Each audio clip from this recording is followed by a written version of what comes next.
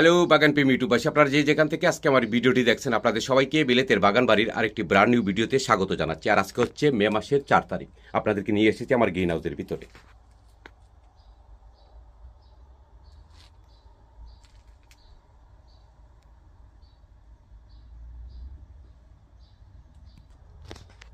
আজকে মে মাসের 4 তারিখে আমি যেসব চারাগুলো রোপণ করেছি সেই চারাগুলোর কি অবস্থা সেটি আপনাদের সাথে শেয়ার করব। প্রথমে এখানে দেখতেছেন এগুলো হচ্ছে বাংলাদেশি কালানাগা। তো এখান থেকে যদি একটা গাছ আমি নেই, যেমন এই গাছটি নেই, এই যে দেখুন, এটাই আমি কোনো পট পরিবর্তন করিনি। তো যদি এটি পট পরিবর্তন করতাম তাহলে আরও বেশি বড় হতো। আর যেহেতু এখনও অনেক ঠান্ডা, তাই পট পরিবর্তন করলে এগুলোকে আমি ঠিক কোথায় রাখবো সেটি নিয়ে একটি সমস্যার মধ্যে পড়তাম, যার জন্য আমি পট পরিবর্তন করিনি। আর যেহেতু এখনও গাছগুলো হেলদি রয়েছে, পট পরিবর্তন করতে হবে না, এখান থেকেই আমি বাগানে রোপণ করতে পারবো। আর এই যে দেখুন, ছোট্ট একটা কাপের মধ্যে খুব অল্প মাটিতে। তো নাগা গাছ পরিচর্যার বিষয়টা, আপনারা যারা ঘরের ভিতরে নাগা গাছ রাখেন আপনাদেরকে বলছি, মাটির খুব বেশি দরকার হবে না। আপনারা যদি পর্যাপ্ত সূর্যের আলোটা নিশ্চিত করতে পারেন, অর্থাৎ সকাল থেকে বিকেল পর্যন্ত যে সূর্য, সেই সূর্যের আলোটা যদি গাছে পড়ে, তাহলে দেখবেন আপনার গাছ খুবই হেলদি থাকবে, লেগি হবে না, লম্বা হবে না। আর পাশাপাশি খেয়াল রাখতে হবে, এখন যেহেতু অনেক গরম পড়েছে, তো মাটি যেন খুব বেশি শুকিয়ে না যায় সেদিকেও খেয়াল রাখতে হবে। আবার পাশাপাশি দেখতে হবে যে খুব বেশি পানিও যেন না জমে যায়।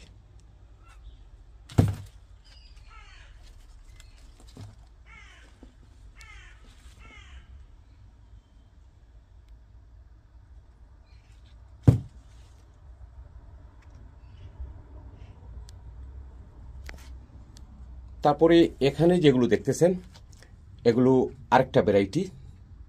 ওটা তো বলছিলাম যে বাংলাদেশি কালানাগা, আর এটা হচ্ছে আরেকটা আমার বাগানের। গত বছর প্রচুর নাগা এসেছিল, অসম্ভব জাল। এবং এই গাছগুলোও খুব ছোট একটা কাপের মধ্যে, এই যে দেখুন। বাংলাদেশি নাগার চেয়ে এই নাগাতে গ্রানটা অনেক বেশি, বিশেষ করে যারা প্রবাসে শুটকির তরকারি পছন্দ করি আমরা, আমাদের কাছে কিন্তু এটি অসম্ভব ভালো একটা ভ্যারাইটি।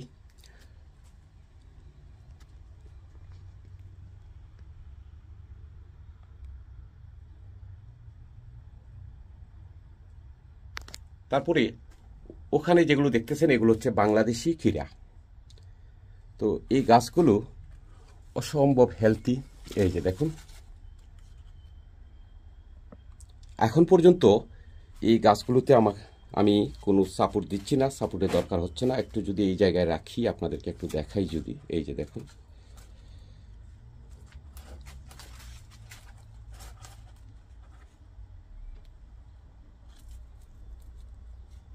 অনেক লম্বা হয়েছে এবং হেলদি। আর এখানে আমি দেখতেছি যে কয়েকটায় ফুল আসতে শুরু করেছে।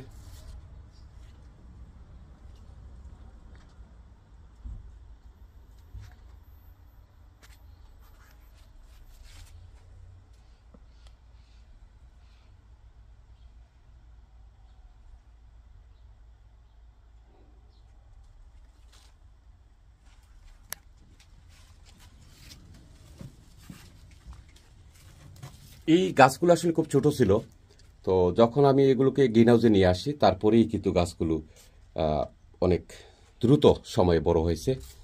আর এই যে গোড়াটা যদি একটু দেখেন,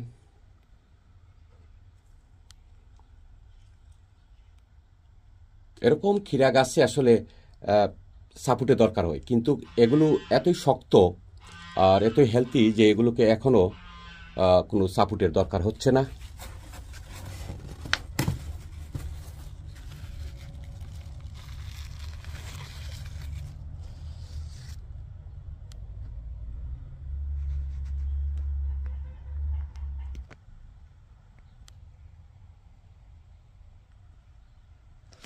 আর এগুলো হচ্ছে থাইল্যান্ডের একটা চমৎকার ভ্যারাইটি চাল কুমড়া। গত বছর আমি প্রথম রোপণ করেছিলাম, প্রচুর চাল কুমড়া এসেছে এবং দেখতে অসম্ভব সুন্দর। আপনারা যারা নিয়মিত আমার ভিডিও দেখেন আপনারা জানেন, এবং যারা দেখেননি আপনারা দেখে আসতে পারেন যে ইংল্যান্ডের মাটিতে এত সুন্দর চাল কুমড়া আমি কখনো দেখিনি এর আগে। তো ভ্যারাইটিটি আমার কাছে অনেক ভালো লেগেছে। এই যে দেখুন, অল্প মাটিতেই একটা কাপের মধ্যেই যে দেখুন কত হেলদি এই চাল কুমড়ার গাছগুলো। এটি মূলত থাইল্যান্ড, ভিয়েতনাম, বার্মা এবং চায়নাতে প্রচুর চাষ হয়। দেখতে যেমন সুন্দর, খেতেও কিন্তু অসম্ভব সুস্বাদু।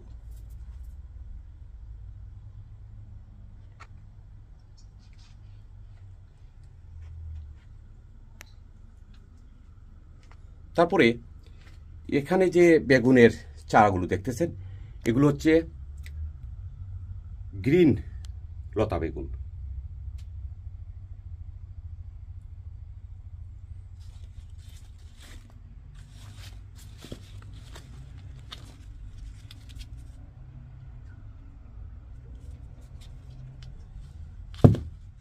এবং এই চারাগুলো হাইব্রিড এবং খুব অল্প দিনেই এই গাছগুলো থেকে আপনি গ্রিন লতা বেগুন হারভেস্ট করতে পারবেন।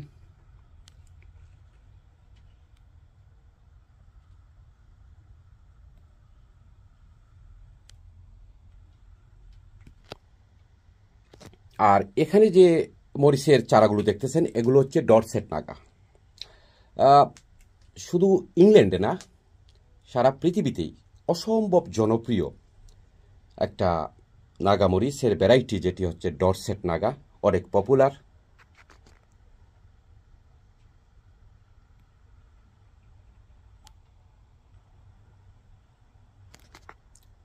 এই ডরসেট নাগাটি আমি দীর্ঘদিন ধরে আমার বাগানে চাষ করি এবং আমি যে বীজ সংগ্রহ করি সেই বীজ থেকেই মূলত আমি চারাগুলো করি।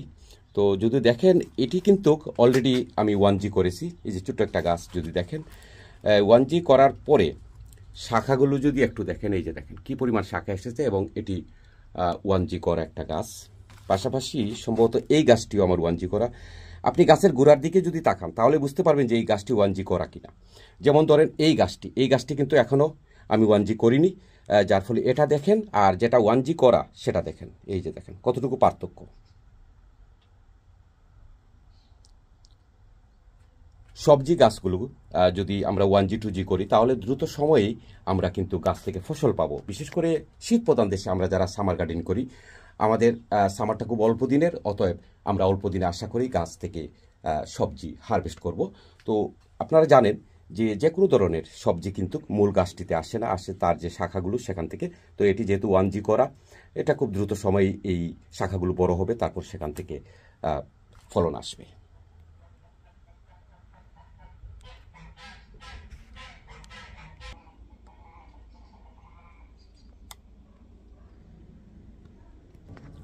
আর এগুলো হচ্ছে উল্টো কাঁচামরিচ, লঙ্কা, যেটা উপর দিকে ধরে।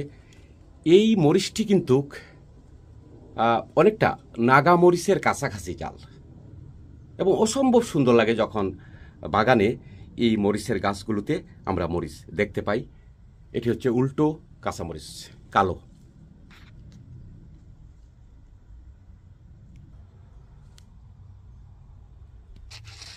আর এখানে যে চারাগুলো দেখতেছেন এটি হচ্ছে পৃথিবীর সবচেয়ে দামি যে মরিচ, সেই মরিচের চারা। আপনারা যারা বাগান করেন আপনারা জানেন যে এই মরিচটি মূলত পেরুতে হয় এবং এটি অসম্ভব জনপ্রিয় একটা মরিচ পৃথিবীতে, আজিচারাপিতা। এবং এই মরিচ আমি গত বছর থেকে আমার বাগানে রোপণ শুরু করেছি, এবং সেখান থেকে যে বীজগুলো আমি হারভেস্ট করেছিলাম সেই বীজ থেকেই আমি কিন্তু এই চারাগুলো করেছি।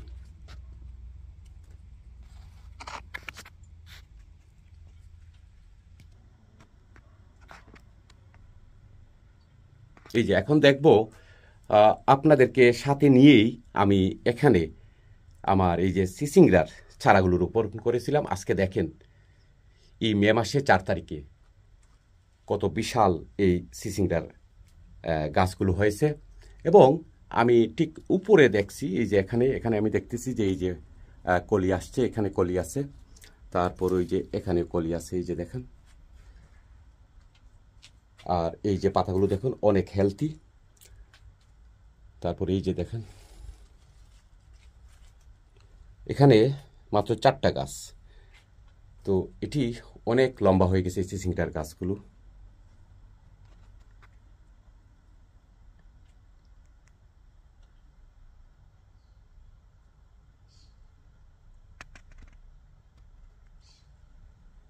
আশা করতেছি এই মাসের মাঝামাঝি সময়ে অথবা মে মাসের ঠিক শেষের দিকে আমি এই গাছ থেকে সবজি হারভেস্ট করতে পারবো।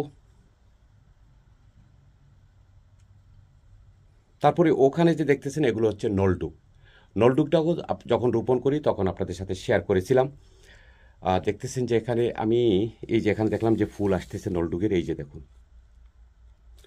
তো নলডুগেরও ফুল চলে আসছে।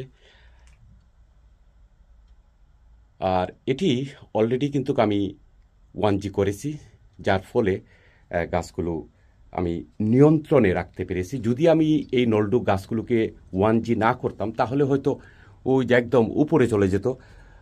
আর এত লম্বা হলে হয়তো ঠিক এই সময়ে এই ফুলগুলো আসতো না। এই যে দেখেন। তো 1G করার ফলে এই যে এখানেও আছে, এই যে 1G করার ফলে কিন্তু গাছ থেকে ফুল আসতে গাছে শুরু করেছে।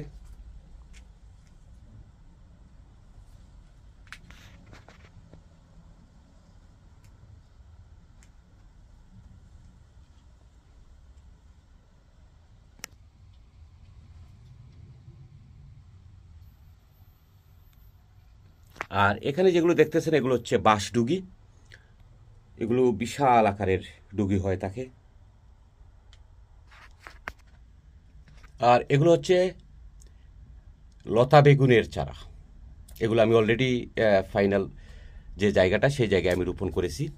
তো এখানে আমি এই যে 3টা গাছ, এই 3টা গাছ হচ্ছে একটা ভ্যারাইটি। এটা হচ্ছে গ্রিন লতা বেগুন। তারপরে এখানে যেটা আছে এটা, এখানে আরও 3টে আছে, এই 3টা হলো আরেকটা ভ্যারাইটি। তারপরে এখানে আছে আরও 3টা ভ্যারাইটি।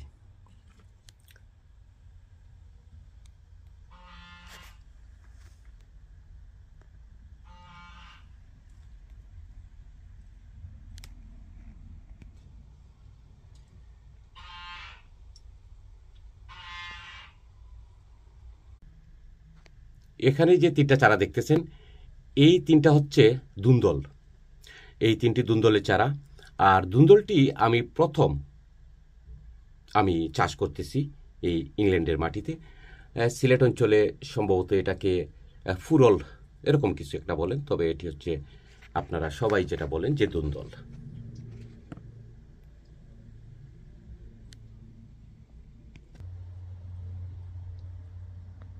তো সময় তো ভিউয়ার আজকে পর্যন্তই। বিলেতের বাগান বাড়ির পরবর্তী ভিডিও দেখার আমন্ত্রণ জানিয়ে বিদায় নিচ্ছি। আপনারা সবাই ভালো থাকুন। আপনাদের সবার জন্য শুভকামনা রইল।